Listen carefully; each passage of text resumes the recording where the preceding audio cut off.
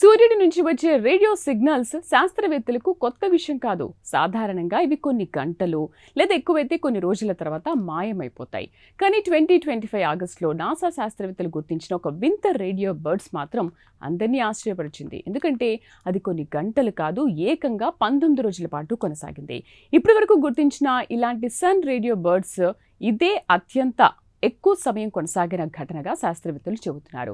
అసలు ఈ వింత సౌర సంకేతం ఏంటి, అది ఎందుకు ఇంతకాలం కొనసాగిందో ఇప్పుడు చూద్దాం. ఈ పరిశోధన ఫలితాలు ప్రముఖ journal the astrophysical journal letters లో ప్రచురితమయ్యాయి.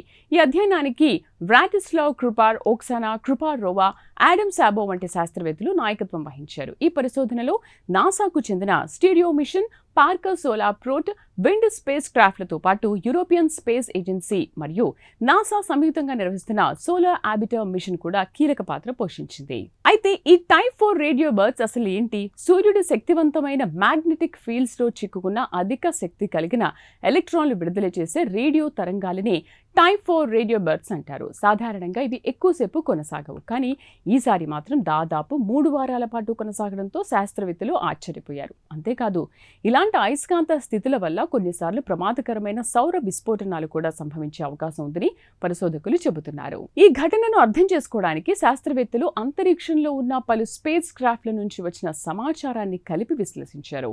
సూర్యుడు తిరుగుతూ ఉండడంతో ఒక్కో స్పేస్ క్రాఫ్ట్ కు ఒక్కో దశలో ఈ రేడియో బర్డ్స్ కనిపించాయి. ఇలా 19 రోజుల పాటు వచ్చిన డేటాను కలిపి పరిశీలించడంతో ఈ ఘటనకు సంబంధించిన పూర్తి చిత్రాన్ని శాస్త్రవేత్తలు రూపొందించగలిగారు. పరిశోధనలో మరో కీలక విషయం కూడా బయటపడింది. ఈ రేడియో బర్డ్స్ మూలం సూర్యుడి వాతావరణంలో ఉన్న హెల్మెట్ స్ట్రీమర్ అనే భారీ మ్యాగ్నెటిక్ నిర్మాణం అని శాస్త్రవేత్తలు గుర్తించారు. అదే ప్రాంతం నుంచి వరుసగా 3 భారీ కరోనల్ మాస్ ఎజెక్షన్స్ వెలువడడంతో ఈ రేడియో బర్డ్స్ చాలా కాలం కొనసాగి ఉండొచ్చని వారు భావిస్తున్నారు. సూర్యుడి నుంచి భారీగా విడుదలయ్యే ఛార్జ్ కలిగిన కణాలు, మ్యాగ్నెటిక్ శక్తి మేఘాలను కరోనల్ మాస్ ఎజెక్షన్స్ అంటారు.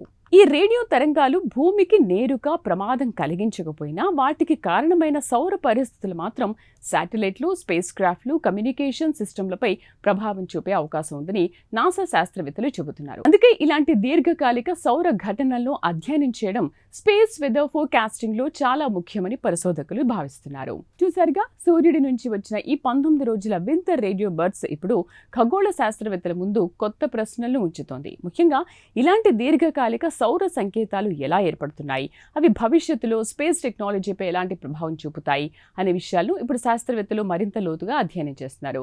ఈ కొత్త పరిశోధన భవిష్యత్తులో అంతరిక్ష వాతావరణం హెచ్చరిక వ్యవస్థలను మరింత మెరుగుపరిచే అవకాశం ఉందని నిపుణులు అంటున్నారు. ఈ ప్రత్యేక కథనంపై మీ అభిప్రాయాలను కామెంట్ ద్వారా తెలపండి. వీడియో నచ్చితే లైక్ చేసి ఛానల్ను సబ్స్క్రైబ్ చేయండి.